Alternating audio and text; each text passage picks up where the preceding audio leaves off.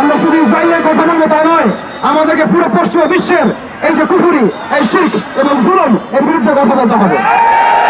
শুধুমাত্র ইসরায়েলের বিরুদ্ধে আমাদের যুদ্ধ নয়, বরং প্রত্যেক জালেম সম্প্রদায়ের বিরুদ্ধে আমাদের যুদ্ধ। এবং এই বাইতুল মুকাদ্দাস জয় করার পর বিগত 100 বছরে তারা দফায় দফায় কতগুলো যুদ্ধ করেছে মুসলিমদের সাথে, কতগুলো ভাইকে শহীদ করেছে, কতগুলো বোনকে ধর্ষণ করেছে, কতগুলো বাচ্চাকে তারা হত্যা করেছে, এটা কারোরই অজানা নয়। তবুও কেন জানি আমরা মুখে গুলি পেটে বসে আছি, কেন জানি আমরা আমাদের ভাইদেরকে সেখানে মরতে ছেড়ে দিয়েছি। চারপাশে 22টার মতো রাষ্ট্র আছে, কেউ এক পা এগিয়ে আসে না।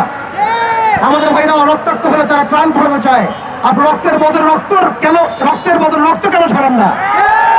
বাইতুল মুকাদ্দাস বিজয় করার জন্য সশস্ত্র জিহাদ ফি সাবিলিল্লাহ ছাড়া আমাদের সামনে কোনো রাস্তা খোলা নাই।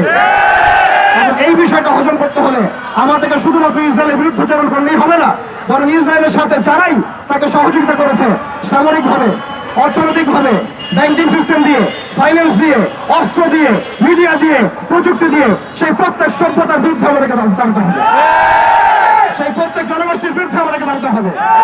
এবং আমরা জানি এই সাপের মাথায় আমেরিকা।